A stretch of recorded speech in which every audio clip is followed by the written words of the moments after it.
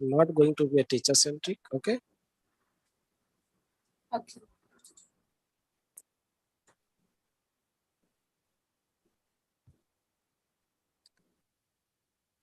So still nobody is going to join. Let's wait for a few more minutes.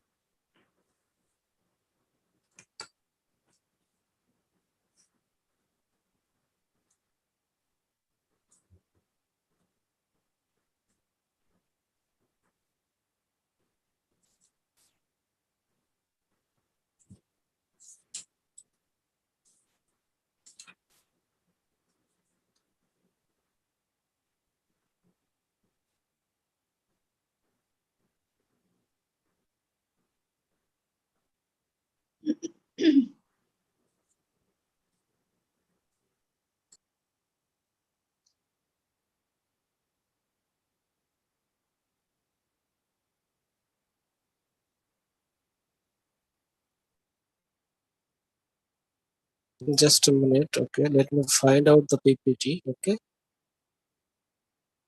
and let them join gradually.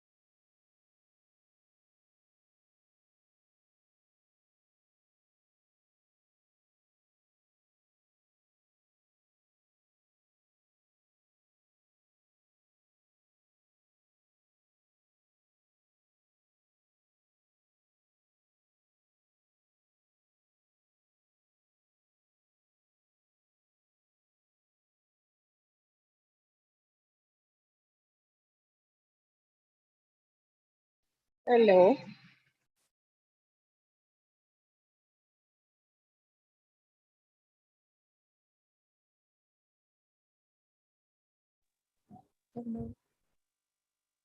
Good afternoon again. Afternoon, sir. Yes. What is the strength right Good now? afternoon. 22. Okay. Actually, I am finding little difficulty to find the PPT over here in my. Just give me just 1 minute more to find.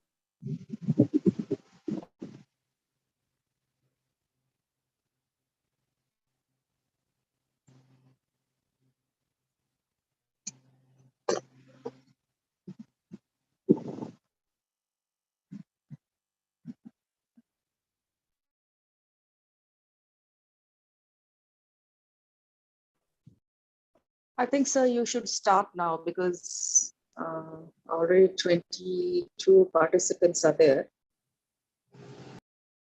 And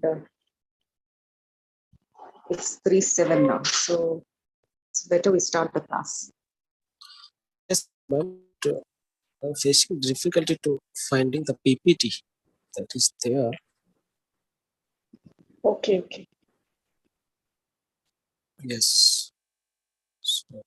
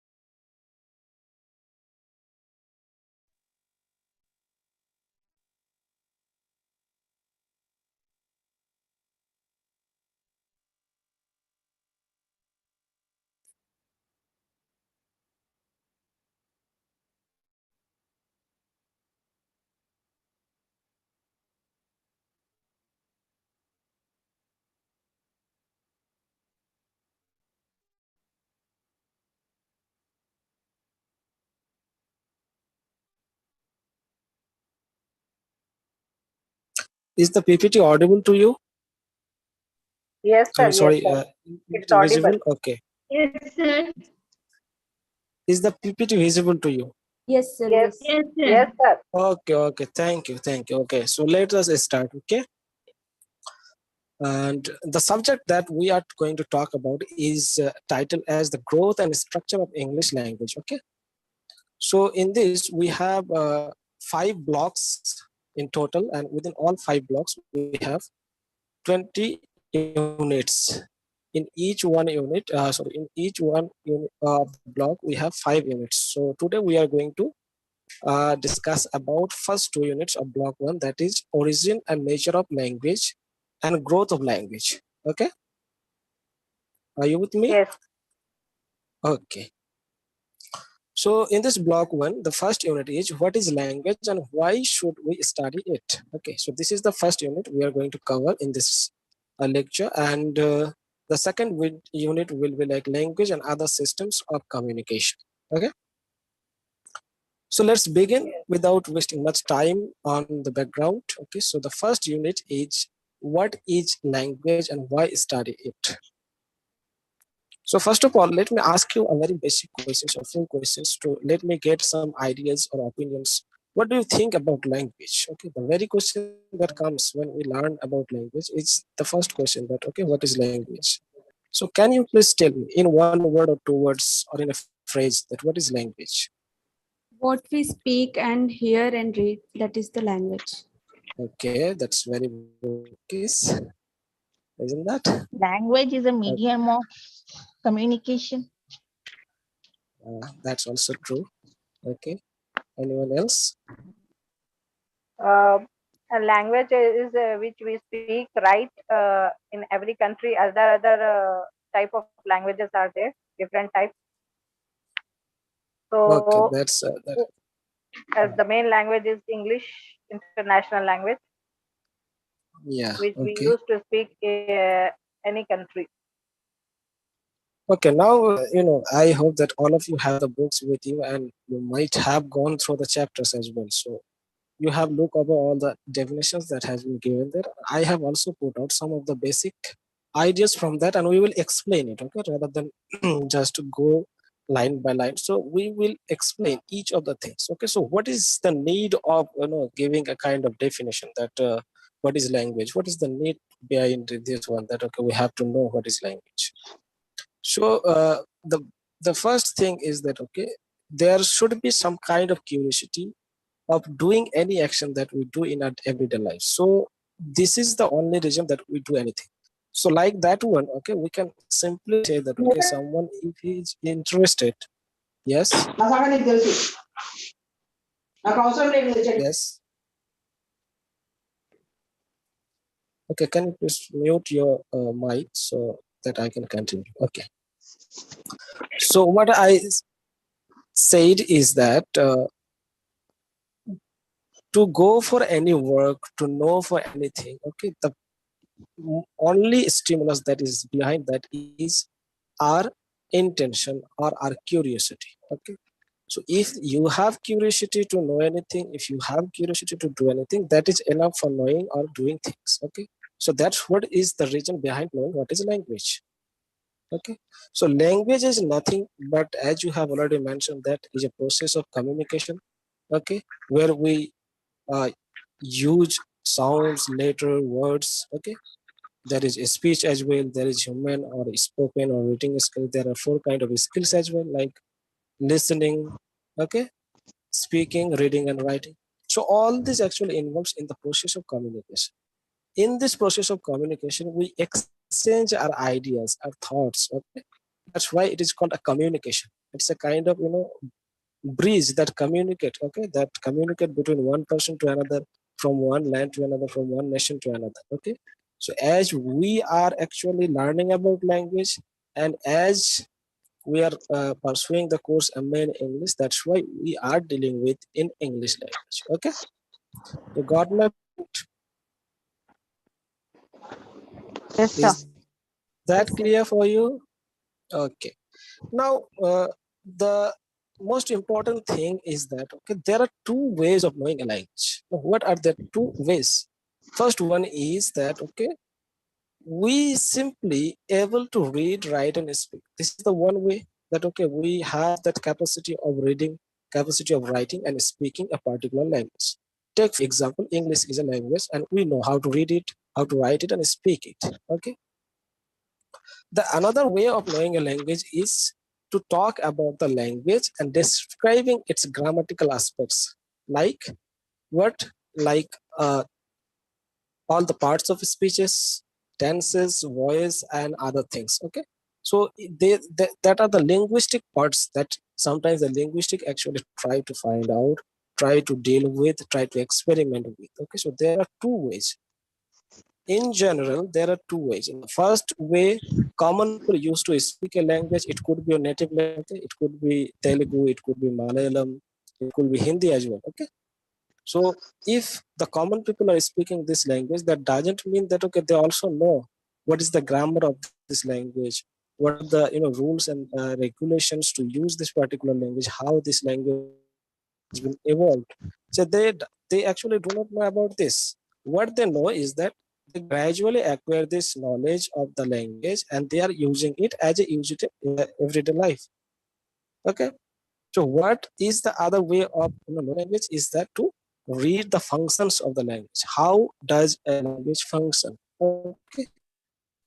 What are the key aspects of its grammatical portions? So we have discovered the two ways of knowing a language. Any question?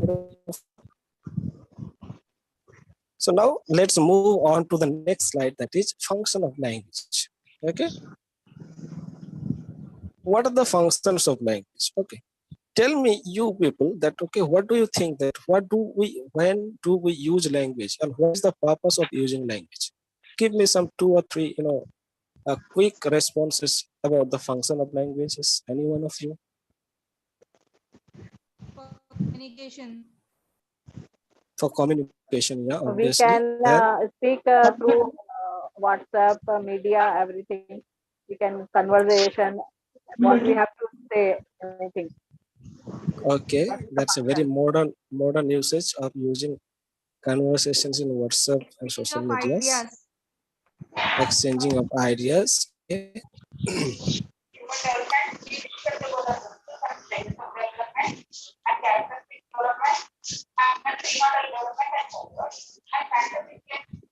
Is there anyone who is speaking? I think it's not quite audible.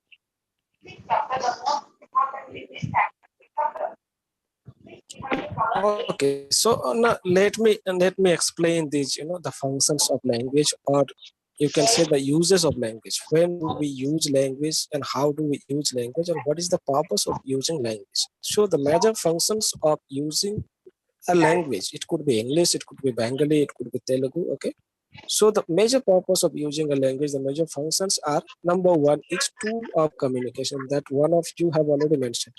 Please mute your mic. Okay, can you please mute your mic, all of you? Okay, thank you. So the major functions of, or the usage of language are: number one, it's tool of communication.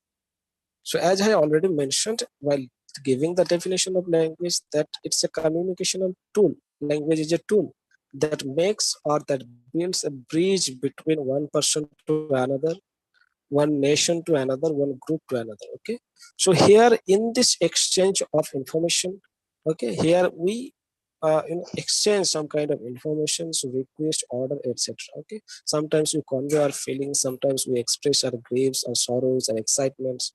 So, okay, sometimes we also share informations, like, okay, something regarding education. Okay, you can also share your opinions regarding what are the function of language itself with your friends, with your colleagues, isn't that? So this is the basic function that we generally, and in a common sense, we know that, okay, this is the function of language, that is communication. Okay, the next one is also very easy, that is the phatic use of language. Okay, what is the phatic use of language? Okay, sometimes we use our language to greet some people with greeting words like good morning, happy returns of the day. Okay, how do you do? Okay, hope you are well. So these are the words, okay, that we use formalistically or in a formal way to avoid some kind of colloquialism, some kind of slang words. So we sometimes use all these things in a To phatic keep use where we are, social relationships, to keep social relationships. yes, to keep social relationship and to give emphasis on the importance of the person you are talking with. Okay, so that is the main purpose behind the phatic use of language. So the next one is the ceremonial purpose. Okay, so in ceremonial purpose, we also use language in some specific purposes. Like, okay, in prayers we use some certain languages which we cannot use in a common places. Okay, we cannot use with our friends, family, and others. So especially when we go for prayer and we pray to the Almighty God. Okay, so we sometimes use such kind of expressions, such kind of words, such kind of what can I For say, like example, the priest in the church, they just offer prayers, sir. That's that kind of words you're telling. yeah. The rituals, and also in marriages, like, okay, in India, if you will go to celebrate some marriages, like, okay, in all kind of religions, okay, you will find certain different kind of certain different kind of rituals where they Rituals. used to speak in a particular way. Like if you will go to attend a Hindu marriage, okay, so you will find that, okay, it cannot be completed without the mantras, okay, taken from Sanskrit sloks or Mahabharata or other things. I do not have that particular knowledge about that. So, okay, so without that mantra, so that mantra will be a kind of language, and that is used only for ceremonial purposes. Okay, so that is another function of language. The fourth one is performative one. The performative one is quite interesting. Why? Because the language itself performs that particular work, and you do not have to do that one. Okay, when you are pronouncing that particular word or a verb, that itself bears the sense of that action. Okay, so we use we use performative function as an instrument of action. Okay, where words themselves constitute accents like inaugurate, pronounce. Talak is a Arabic word for divorce itself. Okay, so suppose like in a Christian marriage, when the priest used to say that I pronounce you husband and wife. Okay, here the word pronounce actually itself giving the sense or doing the action that they are actually become husband and wife. Okay, like in other words, like in Islamic marriages, sometimes if people get irritated from each other, they give divorce. Okay, they give divorce, but in Arabic it calls talak. Okay, so if they say talak, the word itself is doing the action. You do not have to do anything. Okay, you just simply say the word and it will perform its own action itself. Okay, so this is what the performative function of language. Okay, is that clear? Yes, sir. Yes, sir. Yes, sir. Okay, thank you. The next functions are like to record the past. Okay, so record the past in recording the past, what does it mean actually is that we have a lot of history about our past, isn't that? So it is the only thing that can keep that past in a record. Okay, may it be oral, because in the ancient times people used to narrate their stories, narrate the narratives of their relatives in an oral way, because at the time they didn't have the materials of writing. Okay, they didn't have pen and paper. However, they used to write on stones, but that was not so easy to write and keep all the stories. So they simply used to follow this method called oral stories. Okay, it was mouth to mouth. But later on, we got printing press in almost in 15th century with William Caxton. It brought it in England. Okay, then Gutenberg came and he bought a printing press. And now we have all these things with us. And now in present, okay, in the 21st century, we have some other innovative things like floppy disks there, CDs are there. Okay, so we can record our voices and we can keep it for a long period of time. So, okay, so we use all these languages. It can be any language. Okay, we are talking about language means it can be any language. There is no specific language about which we are talking about. So any language can be taken or used to record about the past, about your stories. Okay, sometimes we also write our diaries about ourselves. Okay, that what has happened on a particular day in my past life. So we keep records of the past using a language. Okay, is that clear? Yes, sir. Yes, sir. Yes, sir. Okay. The next point is to convey new concept. Okay, to convey new concept. New concept in the sense, when we are going to talk about concepts, it could be abstract, it could be concrete. Okay, so it especially talks about here. We especially talks about the scientific ideas. Okay, when the scientists, when the doctors used to explain certain theories, be it medical or be it scientific. I mean, related to chemistry, biology, and other things. Okay, so when they used to talk about them, when they used to explain, because they may have discovered some theories, they may have come up with new concepts, but until and unless they will write it down or explain it down to others or to their students, how this knowledge will be actually go down to the people. So in that order, to explain the theories to concept, they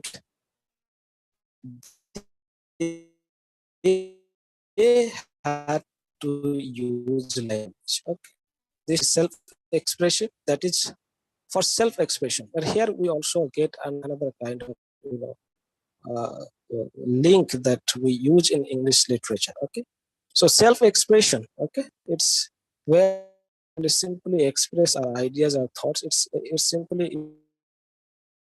relating to the first function of language, tool of communication. So here we simply express our ideas, or here we simply express ourselves. So it is how it is connected to literature, because while we write poetry, excuse me. So while we write poetry or short stories or novels, etc., so in that particular works, what we used to do is that we actually express ourselves in words, okay, on the pages. So that's how it is, related to this function and with literature. There could be two ways of writing this one. There could be two ways of expressing these feelings. One is a simple way that we simply used to say, and another one is a figurative way, where we used to express something in a figurative way using some literary devices, some rhetorics and other things, okay, or give a kind of a unique shape or structure of the particular sentences or words or speeches, okay. As for example, figurative, do you know what is figurative figure of speech in English literature? Any one of you? Are you getting me? Language. Language. What is rhetoric? Can anyone of you tell me?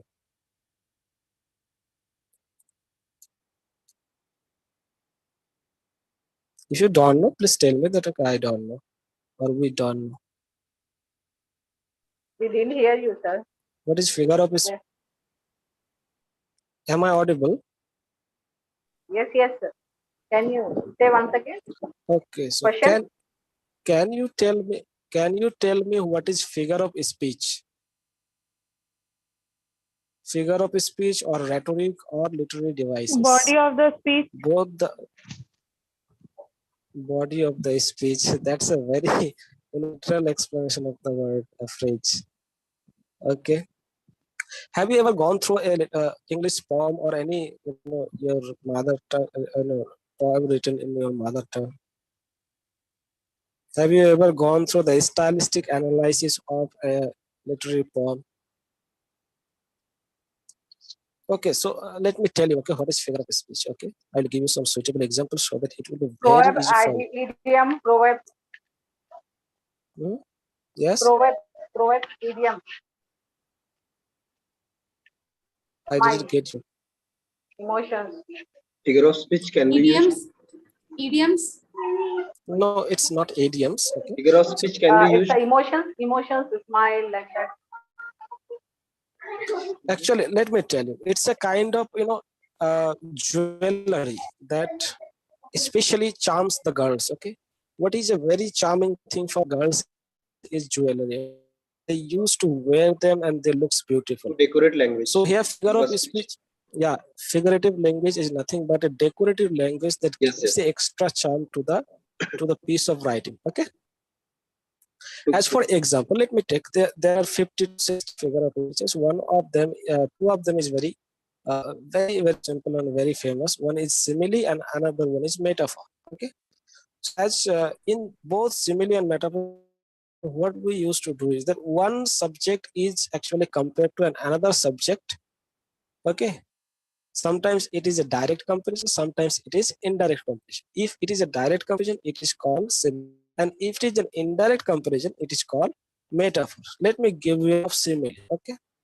Now, instead of saying that the person whom I like, okay, as my beloved is beautiful, okay, instead of saying this way in a roundabout way, what I can say is my beloved is like a red rose, okay? So here I am comparing my beloved with the red rose. So when we are comparing something in a direct way using the words like and as, this is what is called simile. Instead of saying it in a narrative way, in a very colloquial way, okay? So we can use figure of speeches. And another example of metaphor, let me give it sometimes used to say that, okay, the camel is the sheep of desert, okay? So is there any relationship between sheep and desert and sheep and camel? No, there is no relationship. But if you will read it in a deeper way, you will get to know that, okay, there is a relationship behind this, comparison. And the relationship is about as a sheep actually runs or floats in a ocean or in a river, so that a camel can also float and run, okay, or work in a desert for a long period without having water. That's why it is being called camel is the sheep of desert. We are comparing it indirectly without using like or as, okay? This is what is creative language or decorative language that we use through self-expression is also a purpose or function of language. Okay, is that clear? Yeah, it's an imaginative way. Other than Yeah, it's very imaginative. It's other very than imaginative. originality. Yeah, but it's imagination plus creation. Okay, Okay. there is both these two things. Creation is also there, because you can't say that okay, the camel is not a only vehicle in the desert, because that is the only vehicle that can carry you, isn't that? Yes. So that's why it has been compared with ship. Okay, Yes. yeah, so that is the thing. So here is creativity as well as imagination, and both the things are the raw materials of literature, isn't that? Yes. So before I joined, someone was saying that okay, I'm going to appear for UGC NET exam. Okay, so you also have to know about all this, because very often they used to ask such type of questions. Okay, who was that? Yes. Yes. Ishrat. Ishrat. Okay, so you have to Ishrat prepare and all these things Afroz. as well. Yes, sir. Okay, okay, very good. So you have to focus on your study from now as well. Okay, apart from your course.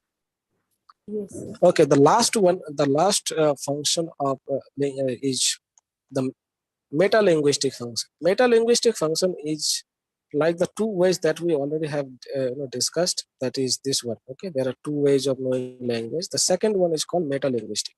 Okay, when a language itself is talking about a language, is called meta-linguistic. Okay, the word meta itself means okay that when something is talking about itself is called meta. As for example, let us take an example. It's a very suitable example. Okay, suppose you are talking with me, you are reading with me about the growth of language. Okay, now if someone will tell you that okay, you are in a biology class, and the doctor has put a brain on in a bowl, and he's actually teaching you okay about what are the function of brain, and what are the nerves are there, what are the chords are there. So what you are actually doing is that your brain is learning about a brain. Okay, so that is what is called a meta function that a language do. Okay, the language itself learns about language. Okay, talks about language is called meta language. When we are going to talk about meta fiction, that means a fiction itself talks about itself.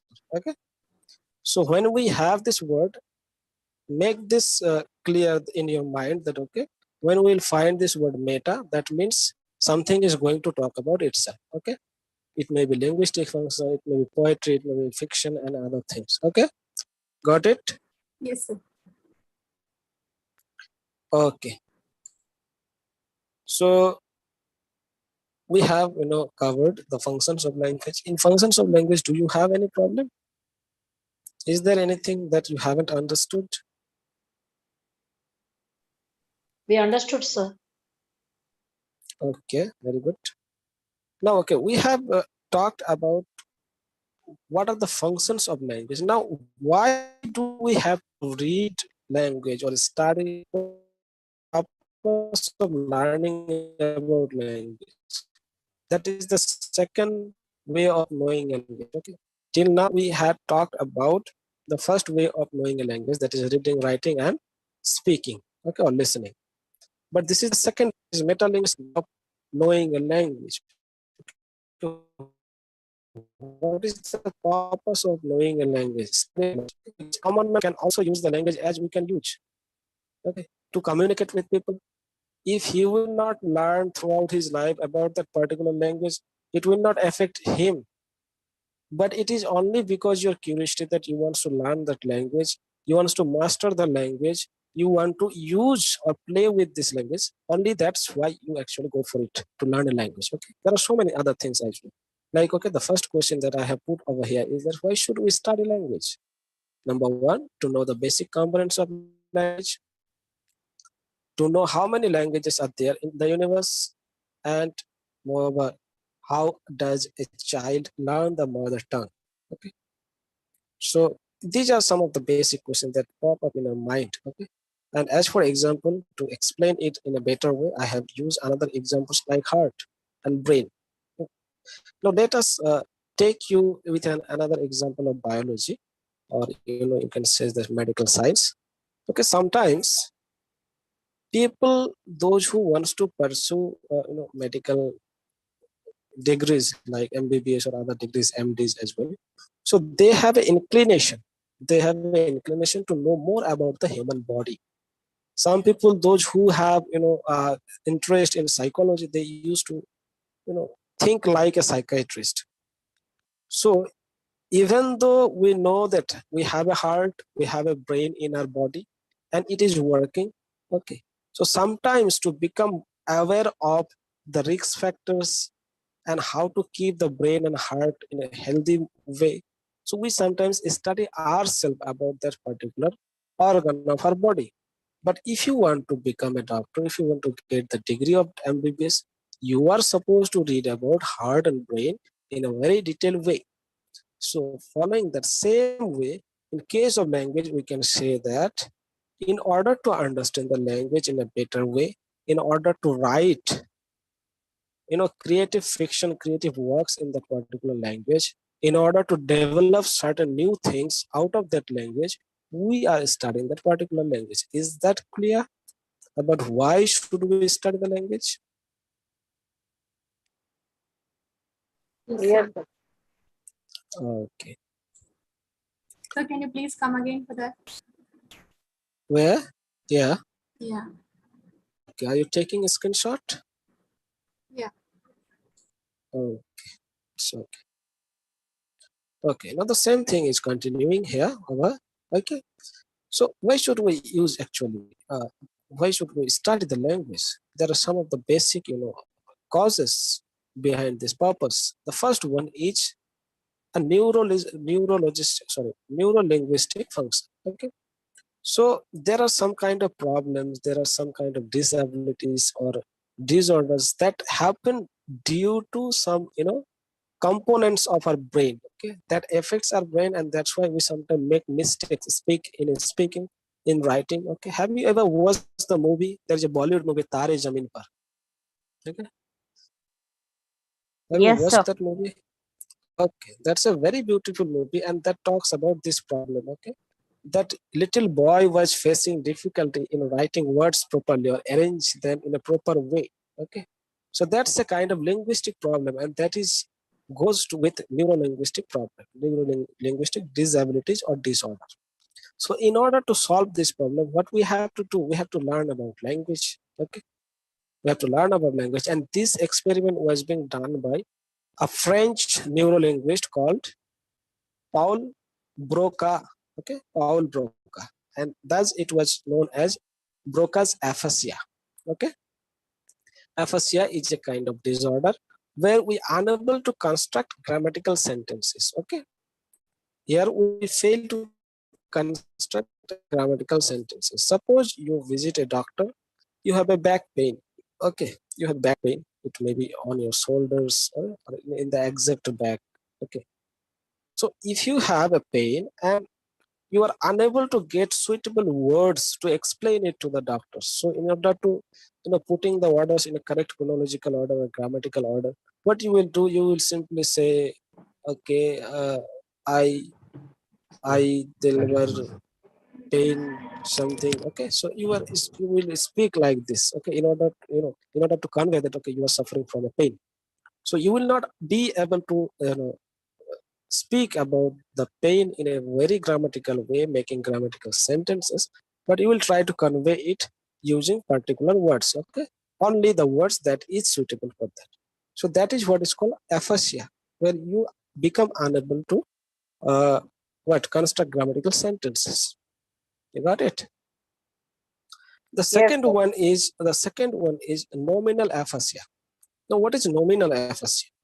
Nominal aphasia is where a candidate or a student or a man fails to find nominal words or nouns. Okay, sometimes people used to speak in a very galloping way, means in a very speedily, okay, very fluent. But what happens is that they sometimes didn't find some suitable words. There is a good example in the book. If you go through the book, do you have the book with you? Yes, sir. In page Yes, number sir. 6, in page number 6, there is a example. In page number 6, the last 3 lines. Okay, there is an example written, taken from Kingsley Amis ending up chapter 4. So here he actually gave an example of nominal, what's it I say, nominal aphasia. So here I also have make a example like 4 rings like machine used to go somewhere with ease. Okay, so instead of saying that okay it's a car, he is actually giving explanations. Okay, it a 4 rings like machine. 4 rings like means 4 wheels, isn't that? So 4 wheelers. So he's actually not getting suitable nouns or nominal words like machine used to go somewhere with ease. And if you will read this example in your book, page number 6 and example number 24.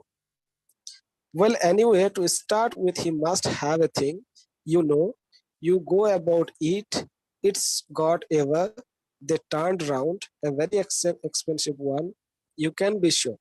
So these 2 lines itself is saying that, okay, there is no proper nouns, okay. He is saying, or the speaker or the narrator is saying like simply it and one or something like this, okay, someone.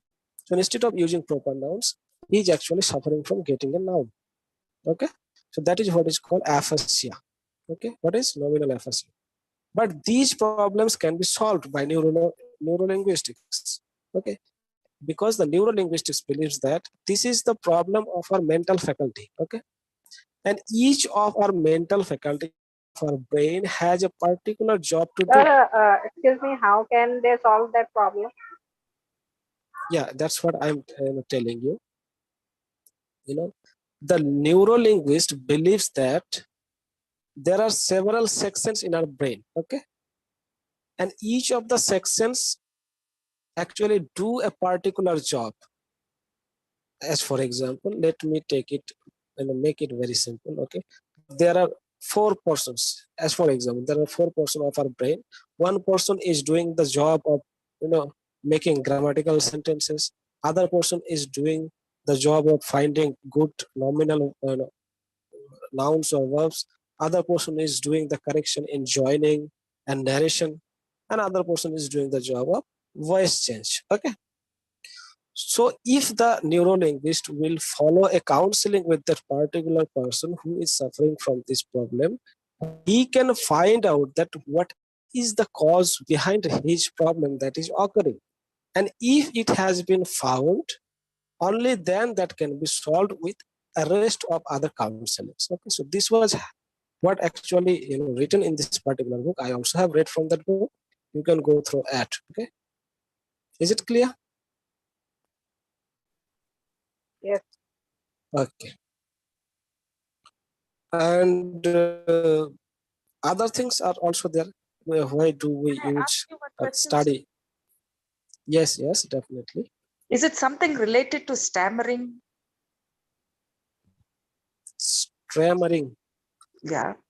It could be. It Okay. could be related to that. Yeah, it's a neuro-linguistical problems. There are so many aphasias. There are not only aphasia means okay that you are unable to make correct grammatical sentences or finding good nouns. You can also stammer. Okay, so that Yeah. can also be taken as a problem. Yeah. Yes. So the next thing that we have to do here is that to solve problems of communication. Okay.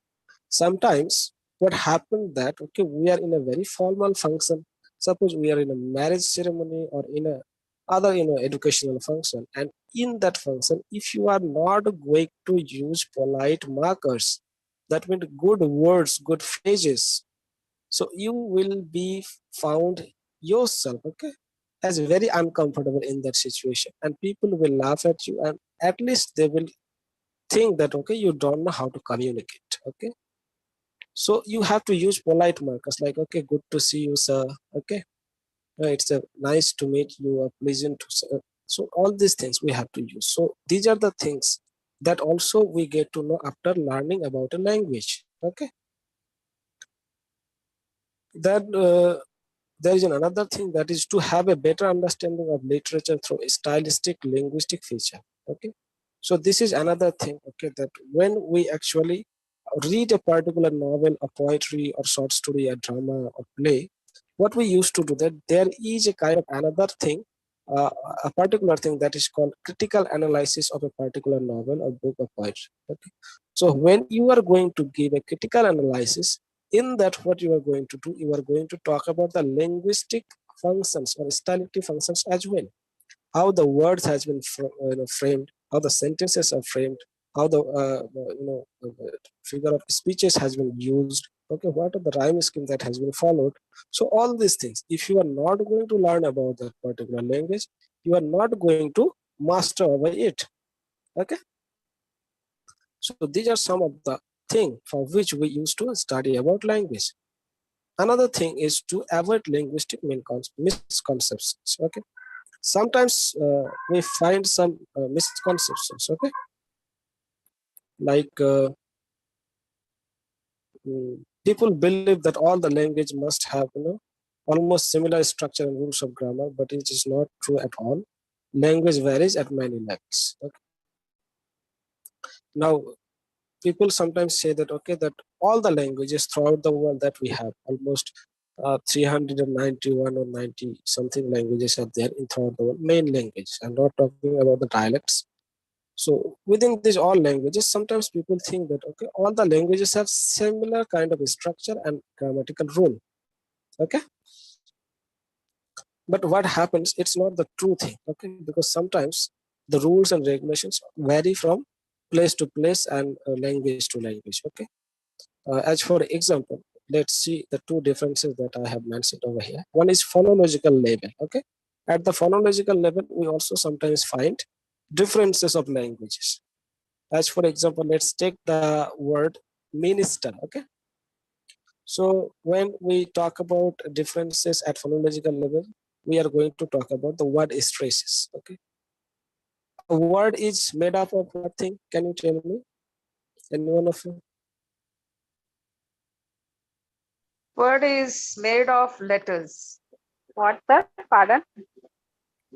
Words are made of letters. That's true, but in between that letters and words, there is another thing. What is that? Sounds, consonants. That's also very good. There is another thing called syllables. Okay. Okay. The thing that we can pronounce or speak up once of our breath and out hailing the breath. Okay. So that is called syllable. So in the word, that is minister. Minister means mantri in Hindi. Okay. So in English, it has three syllables within this particular word. That is me, ni, sta. Okay, so when we are going to talk about English language and when we are going to talk about Hindi language, in Hindi it has two syllables only and there is no stress or word stress upon any one of the syllables. We simply say mantri. Okay, we are not going to say like mantri.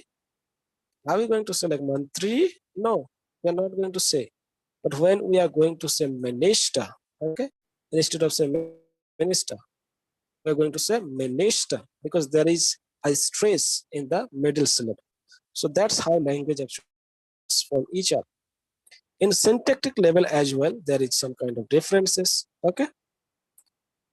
In English, sentence formations is a close dependent on word order. That means when you are going to write, okay, about any sentence in English language that particularly follow a formula that is subject, verb, and object. Isn't that? It's a very very basic thing. That okay, English language construct their sentences following this rule or word order of subject, then verb, then object. Okay. But in all other second languages that is there in our own country, like it may be Telugu, it may be Kannada, it can be Malayalam, it can be Bengali, it can be Hindi. In all other languages, this structure is not the same. Okay. As for example, let's see that I eat biryani. Okay. Simply I say that I eat biryani. Here I follow the structure in English like subject, then verb, and then object. Okay. But if I will say this similarly in Hindi or in Bengali, because I don't know Telugu, please pardon me, I can't give you example from Telugu. So if I will use another example of that same one, that okay, मैं biryani क्या है वो, I eat rice or I eat biryani, so मैं बिरयानी खाता हूँ, ठीक है. तो here in this example you will find that okay, the subject verb object has not been followed. Here the subject object and then verb has been followed in the second language, that is Hindi. Okay, but people used to say that okay, the rules are almost same in all the languages, but it's not true. That's why I have given some examples over here. Like see the example that I have mentioned in the PPT. The boy killed the tiger. Okay, this is the actual form in English sentence, but in Hindi we can make it in several ways, but in English we can't make it keeping the original sense of the sentence. Like here the boy is killing the tiger. Okay, and the equivalent of this sentence in Hindi will be लड़का ने शेर को मारा. This will be the equivalent. Other two examples will be like शेर को मारा लड़का ने. This is not true according to the original sense of the sentence. मारा शेर को लड़का ने. This is also not true from that English point of view. So this is what is the difference of languages. Okay, got it? Yes, sir. Is it clear? Okay, very good. Yes, sir. Okay. Now there are some of the misconceptions like the above one. Okay, there are some misconceptions regarding language. Okay, and one of that is giving importance to writing over speech. Okay, so some of the scholars from the ancient times, ancient Greek, ancient Latin times, okay, they used to believe that writing is more important to learn about language. Okay, to learn a language, so that's why they used to focus more on writing. If you will have a course like ELT, English language teaching, then you will get to know about the methods how to teach a language. Okay? So in the ancient times or in the classical periods, people or the scholars used to teach the students like Greek and Latin in a very written form.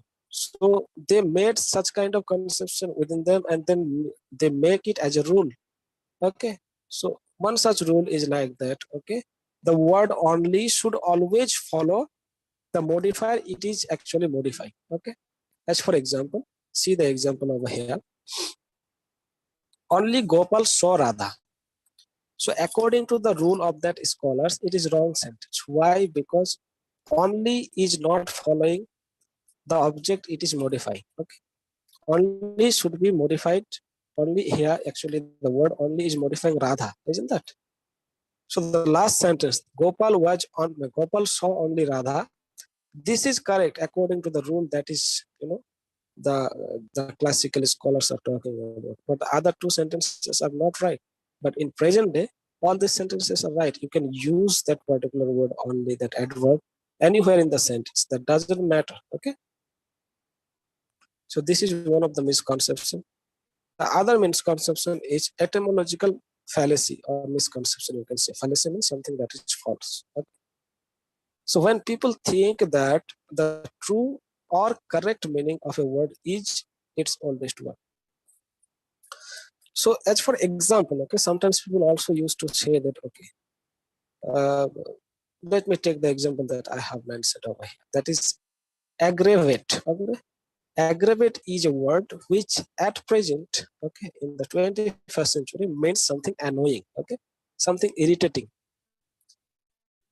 But if you will, go with some person who have like old concepts in their mind, they will simply say that, okay, this is not the original meaning of that word, so I'm not going to accept this word.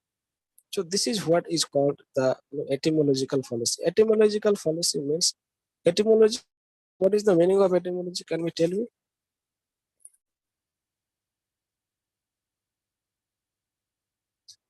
Excuse me. Can anyone of you tell me what is etymology? No, sir. I don't know. Are you there? Yes, sir. We are here. Okay. So what is etymology? Do you know? Study of Etymology means, yes. What? Study of? Etymology is the study of the origin of words. Okay. origin and history of words and their meanings. Yes. Origin, history, and meaning. Okay. So here, the people of the classical period used to say, or sometimes also some people in our present ages, they also used to follow the rules that was there in the Middle Ages, in the old ages, and they used to say that okay, the meaning that we had of a particular word in the old ages, that should be the actual meaning. Nowadays we are changing the meanings based on our social requirements. Okay, based on our social requirements. Earlier we used to say that, let's take an example of the word net. Earlier the word net means simply a kind of curtain that used to catch fishes. Okay, but nowadays net means something else as well, that is internet. Okay, then we have another word for it, or another meaning for it, that is UGC net exam. Okay, so meaning are changing, over period of time. Okay, based on our social requirements. Okay, so there is another fallacy that is called logical fallacy. Logical fallacy means as we have mathematical rules, as we have in the logical rules, we also have to follow that rules in English language. Okay, so sometimes when we say that 2 plus 2 is 4, or like plus minus or plus, so we also have to follow that in English language as well. As for example, see the example, C is not unhappy. Here the word not is itself a negative, and we also have another negative, that is unhappy. But here we are not actually, showing the relationship that okay, C is happy. That means not and unhappy. Both these two negatives get together and become positive. Is it true? No, it cannot be happen. Okay, so these are some of the misconceptions that we have in learning language. Okay, so this was the first unit of the block 1, that is origin and nature of language, growth and growth of language. So in this unit 1, if you have any problem, any doubt, otherwise we will move to the next unit, that is language and other systems of communication. Do you have any problem? No, sir, you can continue. Okay, thank you. Okay, so the second unit is going to talk about language and its other communication system. Okay, so far we have studied what is language. Okay, what are the functions of language, what are the usage of language, and why do we study language? Okay, and some of the misconceptions about language. Now here in this unit we are going to talk about language broadly as human language. Okay, broadly as human language, and there are some other uh, communicational systems as well, and we are also going to talk about animal language, okay, coding language, and other languages as well. So before we talk about all the systems of communication, so let's first understand language in a very systematic way. Okay, so let's first define it in another way. Like language is a symbolic system of communication. Okay, this is a very brief and technical definition of language, and we will define this definition throughout this chapter. Okay, so language is a symbolic system of communication. So what is communication? Communication is a process of exchanging thoughts, ideas from one person to another, whereas system means a step-by-step order of putting or placing words into writing or speech, and symbolic because it makes use of words which are nothing but symbols. So why it has been called a symbolic system? Because here we use words. Okay, here we use words, and words are nothing but symbols. But how they are called symbols, we will get to know. Okay, is it clear? If you, any one of you want to make a screenshot, you can take it. Okay, Excuse me, sir. yes. Sir, can you please forward this PPT file at the end of the class? To whom? In a group, sir, it will be helpful for everyone. So I will share with HOD Sir, ma'am. And is there a group? Is there a group? Sorry. Yes, sir. We need this PPT. It's be very helpful for us okay, during that's exams also. No, I don't. I am not in a group. Is there a group made already? WhatsApp group? actually I also not a part of any group. So if you have any group, you can tell your HOD madam. Okay, she will forward. If it is very urgent to get this PPT, I will share with HOD ma'am. She will forward it to you. Okay, got it. So you have to ask to your HOD ma'am. That is whom? Madhuri ma'am. Okay. Okay. So let's go. Yes, Excuse me, sir. yes. Actually, I want your written notes also, sir. Books are there, books are available, but according to your notes, sir, we want that. I haven't Is it prepared any possible? notes. Is it possible, sir, to provide such notes, written notes? No, I'm sorry, but I cannot provide you. You can take the PPT. It will be helpful for you. I have mentioned all the points in a very, lucid and simple way. Okay. This will help you. Okay. Okay, sir. Okay. We are going to understand the entire topic, entire syllabus, entire paper in a very simple way. Okay. So that you can, even though you are going to read it once again after finishing this class, it will be very memorable for you. It will last for a long time. Okay. And the topics that we are dealing with is very interesting, isn't it? We are learning about language that we continuously use in our day-to-day life. So okay, we said that okay, symbols. Okay, we said that okay, language is a system, in a symbolic system of communication. So in saying that, we said that okay, language is symbolic because we use words in that, and that words are nothing but symbols. Okay. Now the question may arise in your mind that okay, what is symbol and how the words are symbols of a given language? Okay, this question may arise in your mind. So what could be the answer of it? Okay, symbols are nothing but a concrete sign stands for another concrete or abstract ideas. As for example, in science, okay, you will find that H, okay, stands for hydrogen. So that's H is nothing but a symbol in science. Okay, O stands for oxygen. That is also a sign or a symbol. Okay, the word green and red traffic. Sorry, green and red traffic lights. Okay, also signify go and stop respectively. Okay, sometimes we cross the roads, sometimes we cross the traffics, and there we find some lights. Okay, if there is a red light, we have to stop. If there is a green light, we have to go. Isn't that? So these are the symbols that we use. And aren't we use all these symbols in our writing, in our speaking? Yes, we express them through words.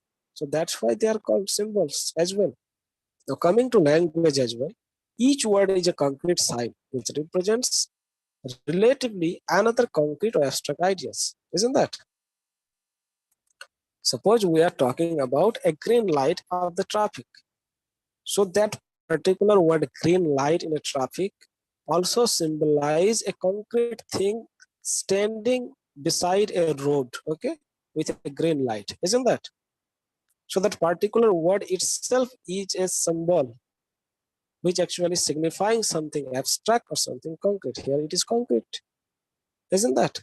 It can also signify something abstract, like what is examination? Can you tell me what is examination? Can you see what is examination? Can you touch what is examination? No, that's abstract idea, but it is there, isn't that? So here the word examination, examination, is actually signifying or symbolize a process of what? Checking the ability of the students, those who have been trained for a particular course, isn't that? So here words are also symbols. That's what actually I'm trying to prove here. Okay. Now, as for example, let's let us take an example. The example, the word dog. Okay, the dog is made up of 3 sounds. Okay. Okay. Before that, let me read that particular line. That actually words. Each word is made up of some sounds which get combined in a specific way and constitute a symbol or word. So each of the words are made of some sounds. Okay, how many sounds are there in English language? Can you tell me? Any one of you? Israt, 2. how many sounds are there? 2, I What guess. was 2 sounds are there? What are they?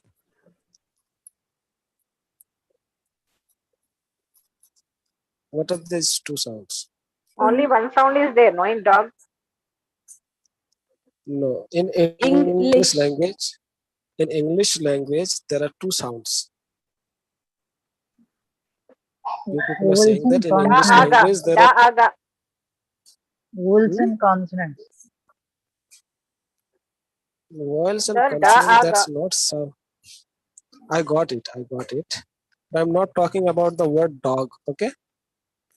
I'm asking you that how many sounds are there in English language, that means in phonetics, how many sounds are there in total? There are 44 sounds, okay?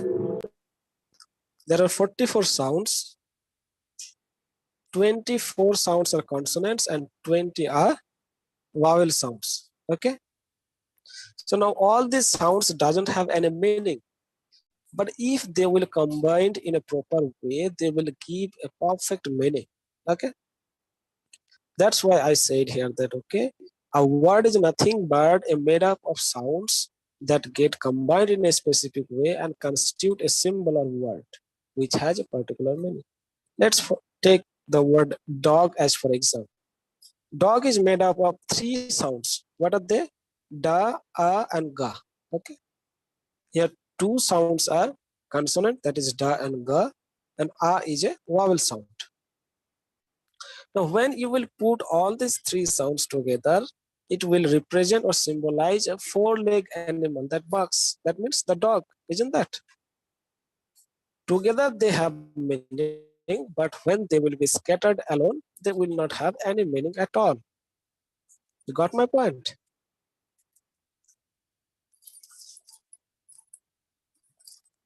Did you get me? Yes, sir.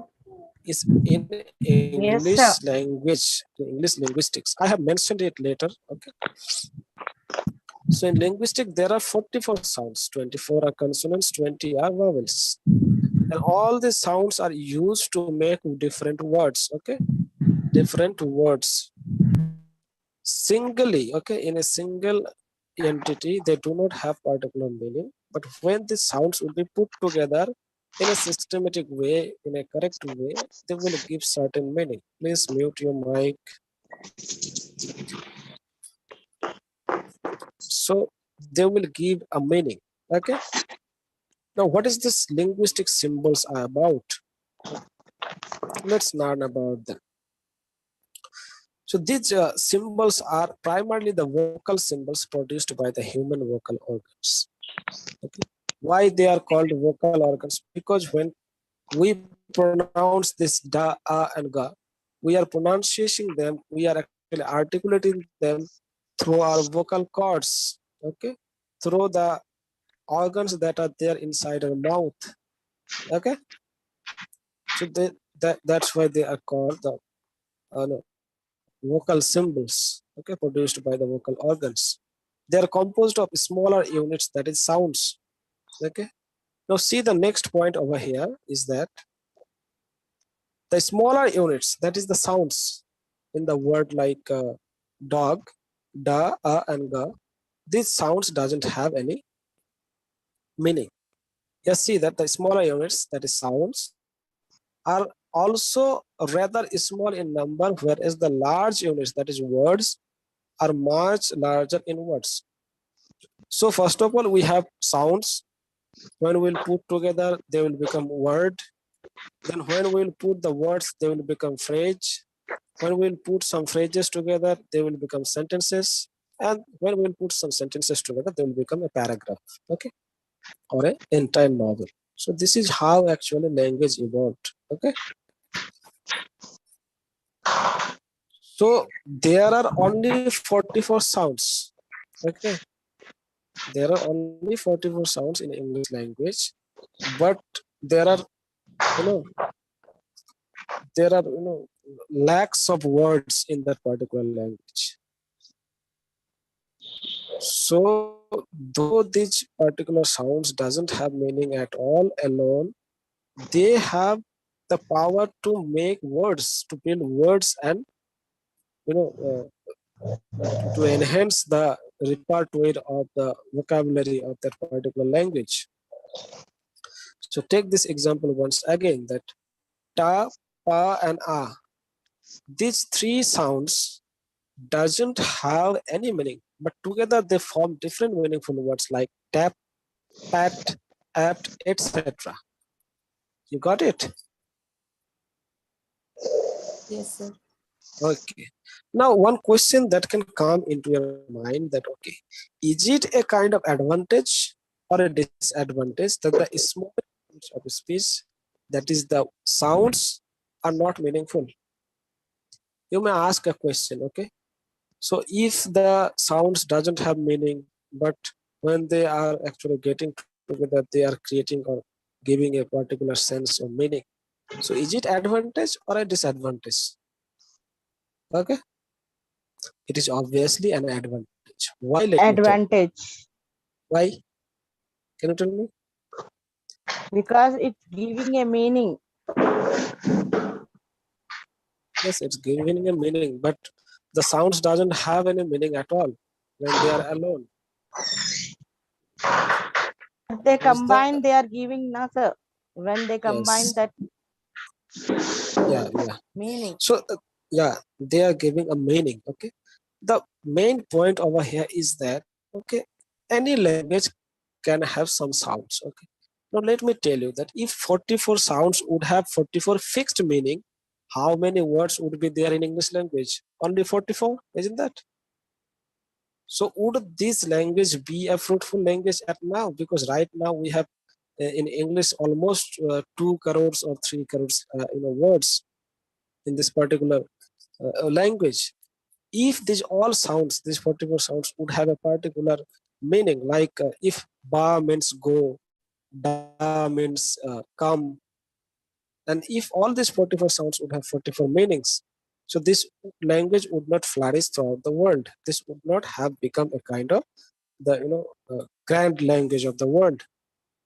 Otherwise, you can have like Brazilian language, Piraha. It has only 10 sounds. So within these 10 sounds, we can create n number of words that could have meaning. So that is why it is a very advantage. Okay, it is a great advantage for us that okay, the sounds doesn't have meaning, but we are using the sounds to create meanings at various points. Take the example here, like pa, sa, ta, and a can make many words like stops, pots, tops, and spot. Okay, so see there are 4 sounds. They're alone, but they doesn't have that meaning. But when we are putting them together, when we are binding them together, it gives a complete sense, complete meaning. This is how the sounds are actually developing words and then a language in a whole. Okay. Now, when we have talked about that, the language is symbolic system of communication. Some questions or some ideas comes into our mind. One is arbitrariness. Now, what is arbitrariness? Can anybody of you tell me?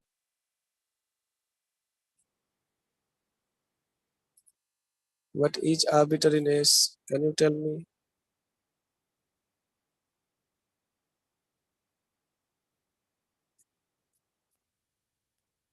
Are you there, all of you?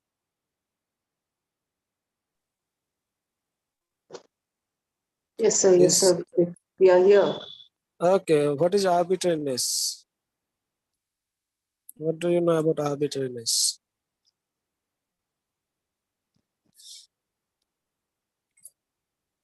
Okay, let me tell you that. Okay, arbitrariness means there is no relationship between the word and the meaning that particular word produce. Let me tell you one thing. What is your name? Lily. Lily. It is Lily or Millie? Lily. Lilly. Okay, Lily. So let me take your name as an example to understand what is arbitrariness. Okay. So Okay. instead of calling you Lily, if I would call you or give you, or your parents would have named you something else, give me another name that you love or like. Mm, Let's take it Aditi. Okay. yeah. Mm. Okay, let's take it Aditi. So if your name would be Aditi, would you have been changed the person that you are in flesh and blood? No. No, you wouldn't change. Okay. So here meaning is socially constructed. Okay. Socially given. I have put here an example. Like in English, we used to say water, isn't that? But in Hindi we say pani, and in English, in Bengali we say jal. Okay, and in Telugu maybe manjanir. I may be right or wrong here, but I once heard about this manjanir kabali. Okay, so that's why I put it here. So here the words are different, but the thing that we are signifying over using these words is same everywhere in the world. That is water, isn't that? It's just like synonyms, different words have the same meaning. It looks like synonyms. It looks like synonyms, obviously synonyms, but we are not talking about synonyms. We're talking about, is there any relationship between the words that we're using and the particular thing? No, there is no inherent relationship. Okay.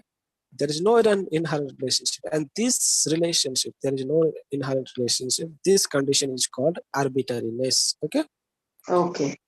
This is called arbitrariness. If instead of calling you Lily, if I call you Aditi, you will not be changed. Okay. No. You will not be changed, not at all, because you are what you are. Okay. Yes. So your name doesn't doesn't mean anything here.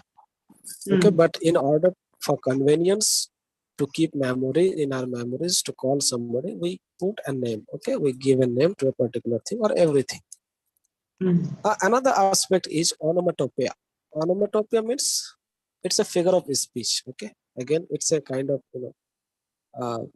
it's a type of you can say decorative language. Okay, so if one word has no relationship with the meaning that is actually produced, now how can there are some words in all the languages, okay, throughout the world. Some expressions are very, you can say that echoes the sense of that particular word. As for example, if you listen the what can I say, that sound of a snake, it says like hiss, isn't it? Or the sound of bees, that is buzz. Or if you are actually throwing a stone in a pond or in a river, the sound will be like boom. Okay, so if these all kind of sounds which are actually self-expressive, self-echoing. Okay, ouch, oof. Okay, oh, all these sounds are called onomatopoeic sounds. Okay, but again, this sound, have any meaning. yeah, But these sounds doesn't have any meaning. yeah, this sounds doesn't have any meaning. That's why in most of the cases we used to say that language is nothing but there is an arbitrary relationship between the signs, that means the sounds, and the symbols. Okay, and the actual meaning, because the meaning that we give to a particular word, the name that we give to a particular word, it is completely socially constructed. Okay, we say water in English countries, okay, but in pani in our country, okay, pani or jal or manjanir. Okay, so all these things, so it is completely socially constructed. Okay. But there is another thing, that is duality of patterning. Okay,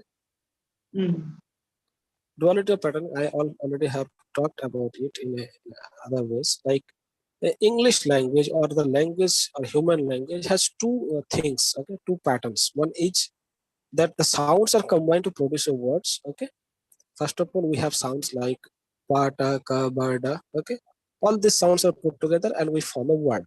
Okay, After that, all the words are put together in a systematic order, that is subject, verb, object, and we produce sentences. So this is what is called the duality of patterning in language. Okay. What is the time? It's about Okay. So 20 we can, past. yeah. 4:20, sir. Okay, we will try to bind it up within 8 or 10 minutes. Okay. Sir, this is the last class, sir. No, we have literary criticism. Okay. So literary criticism will be up to 5 o'clock. Yeah, I think Up 5:30. to Up to 6 4:30 o'clock.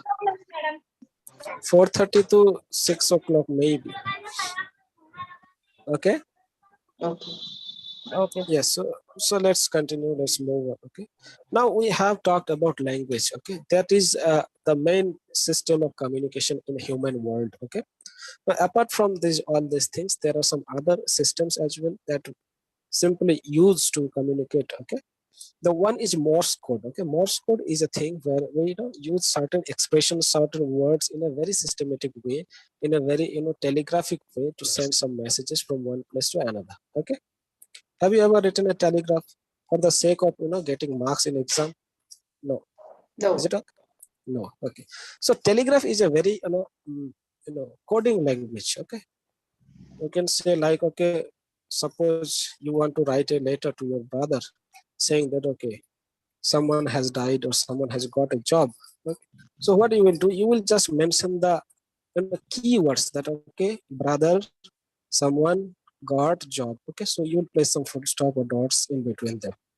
That is what is called coding language or Morse code that we use sometimes in telegraphic messages, because telegraph was actually innovated some 200 or 300 years ago, and this was the only way of sending or transferring messages from one place to another. So it doesn't or didn't have the capacity to take the load of many messages as we can now do in WhatsApp chats and any other things. So that's why it was very codic language. Okay. So that was another way of communication. Then we have other ways like a sign language. That was in simple language, we can say that is a body language. Okay. Body language means, in body language, what we use? In body language, what do we use? Our bodies. Okay. Our parts of our bodies. Like Emotion. yeah, we use gestures. Okay. Our hands, our faces, our eyes, our heads. Okay. To say that, okay, if someone will ask you that, okay, are you going to attend the class today? What you can answer this question without opening up your mouth. Instead of saying yes, you can say that, okay, yeah. Okay. So nodding your head, you can also give the answer. So that is what is called body language. And this kind of language has been used by the people, those who are unable to hear and unable to talk. Okay. So this is also a human language developed by humans. Okay. And another, the most important one is the animal communication. Okay. So the two broad communication areas are, one is human communication, that in general is known as language, and another one is called animal communication. Animal communication is not the same way similar with human communication. Okay. Because they do not have verbal communication. They have sign languages. Okay. They give signals. They only respond to things. They cannot initiate a conversation with their own communities. Okay. Like we are talking about two cows. Okay. So they cannot talk with each other. They cannot initiate a conversation between them. What they can do is that if someone has touch that particular cow, or if they are feeling that hungriness, okay, so in that thing they can respond. So they can only respond to a particular stimulus. They cannot they cannot initiate a conversation. They cannot initiate that, okay, I'm feeling hungry, I cannot tell this one to the cow that is beside me. Okay. So this is what is animal language, and the most important part of this unit is the difference between animal language and human language. Okay. Mm. Okay, so let's talk about these things. Okay, there are some important aspects. One is duality of a structure. Another one is, let me check the time once again. Okay, I will finish it in a very quick way. One is duality of a structure. Another is displacement. Another one is stimulus freedom. And last one is specialization and open-endedness. Okay, so let me complete it in a brief way. The first difference is duality of structure that I have already talked about. Okay, duality of structure means in human language, the language that we use have duality of structure. That means, first of all, what we do is that, first of all, what we do, duality of structure means the duality of patterning that I talked about. Okay, that first of all, we make words out of sounds. Okay, Sounds. gathering some sounds, we use some words. After making words, what we used to do, we put together the words and make sentences, and this is how the language actually evolved, the language actually come into being. So these are the two dualities of patterning in human language, but in animal language there is no such thing. Okay, they actually convey their messages through signs and fixed signals which have a fixed or single meaning only. Okay, so they do not have this duality of structure because they don't have any words, they have only sign languages. Okay, now displacement, it's also a very interesting thing. Okay, it's another thing that we found in human language but not in animal language. Displacement actually refers to the property of language which is to be displaced either in space or time. Okay, suppose uh, we can, okay, so suppose what human beings can think on or meditate on the things that has happened in past. Okay, or suppose something is happening in America right now, so we can also meditate on, then talk about that things, particular things. Okay, but what happens is that in case of animals, okay, they cannot think of anything else that has happened in the past nor in the future. Okay, what they do is they are the most free persons or most free creatures in the world. They live in the moment. Okay, that we want to do, they live in the moment. Okay, so they do not have any tensions. Okay, and one more important thing is that in displacement, as we can also predict about the future, we can think about the past, behind the bars of time and space. So what we used to do that, when you used to that, we sometimes lies to people. Okay, we sometimes lies to people, yeah. But what animals can do is that as they do not have any displacement of their ideas or thoughts, as they cannot think about that, okay, what was my grandmother's name, what was my grandmother doing, what did she say, like a cow. Okay, like a cow is thinking or meditating. So a cow cannot Sir, think of, time is up. Next class starts now. okay, so some things are there. Okay, like stimulus freedom, specialization, and open-endedness. This will be your homework. Okay, so you can please read them. Okay. Okay, sir. Okay, there are We three can more. continue displacement next week, sir. I will continue definitely. Okay, Yes. but this will be your homework. You have to also read these three things. Okay, displacement, stimulus freedom, specialization, and open-endedness. Okay. Yeah. So thank you for your cooperation and Thank you for your time, sir. attention. Okay. Thank Thank you so much for Thank you, the class. sir. It was so understandable. Thank you, sir. Good examples. Thank you so much, sir. Thank you so Okay. much, sir. Thank you. Thank you. Thank you.